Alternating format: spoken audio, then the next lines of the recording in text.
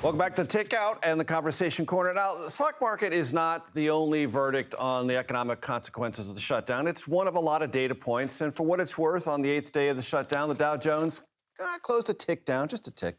NASDAQ and the S&P both ended in positive territory.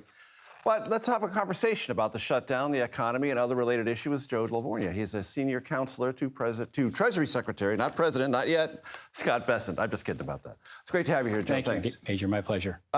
Look, we have a $31.5 trillion economy. A federal government shutdown of 8 days is not going to bring it to its knees. It's not even going to be a blip. But there are potential ripple effects going on. How do you evaluate those? So the key thing is the Republicans want the government open. We don't have 60 votes to prevent the filibuster in the Senate. And historically, so you need Democrats to cross over. We need Democrats to cross over. What's interesting is I went back and looked over 4 prior administrations, Democrats, Carter, Clinton, Obama, and Biden. When the Republicans were the minority party, they supported 15 clean continuing resolutions. The Democrats themselves supported 13 in the last 4 years. A lot of history here. 4 times in which the Republicans went on board. The Democrats are being hypocrites on this. We want the government open. Foundationally, President Trump has laid the groundwork for a boom. We're seeing it in the GDP data.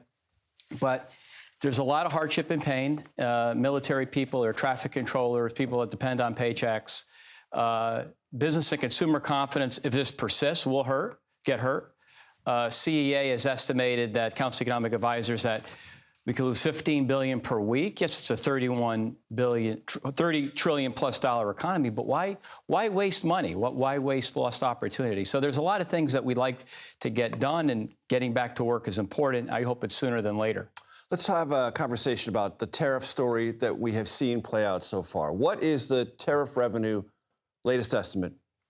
So in January, it's customs and excise duty, so it's excise taxes. So it's a very good proxy for the tariff number. We'll get that official number when the monthly Treasury statement comes out. But essentially, we're running at just under $300 billion annual rate for this year. Yeah. I mean, we'll see what happens in October, November, and December.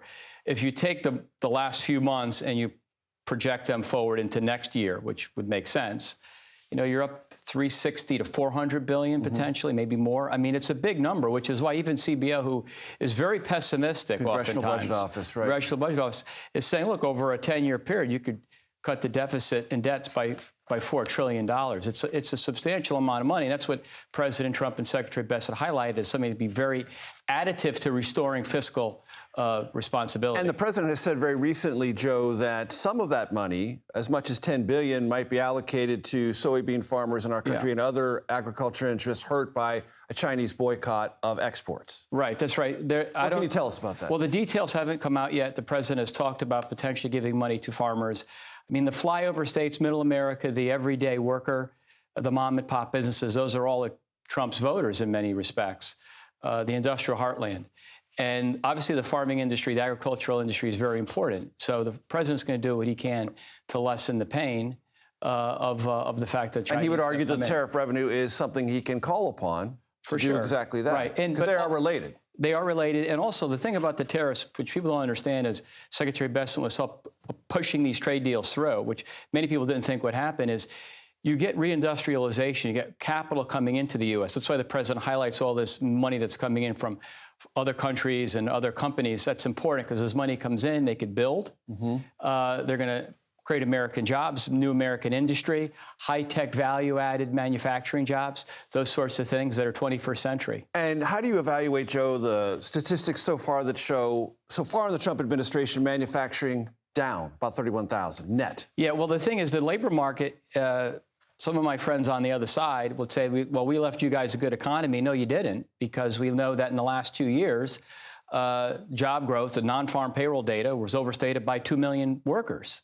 So that's a big number. So the momentum is down, has been down in the labor market. The economy is up because a lot of the spending has been on the business side, because that reflects confidence in President Trump's policies. But Major, again, if the government does not open, the labor market will suffer more. So that's why, the economy is as great as it could be with what President Trump has put forward, but we need a full throttled approach to get the government open, to get the economy moving. and the labor market will turn and get better. And over time, you'll get those manufacturing jobs. The Wall Street Journal had a story with an interesting headline recently. I'd like you to evaluate it. It said the message that's going to come out from the White House about the economy is not roaring now, but wait till next year, meaning 2026. Is that the way it's being talked about within the White House? I don't understand that because... You saw the story. I saw the story, I read the story. It didn't make any sense to me because in the second quarter, the economy grew 3.8%. If you take federal spending out, because the Trump administration is trying to right-size government, get rid of less, the wasteful spending, the economy grew 4.5%. So real GDP ex the federal sector grew 4.5%. The Atlanta Fed, which is widely followed as GDP at 3.8. So the economy is doing great, but we're worried that the Democrat-led shutdown could slow us, and we want the economy to do even better. So yes, we're good now. We're going to be better next year. Joe, I appreciate the time. Please come back. Sure. Thank you.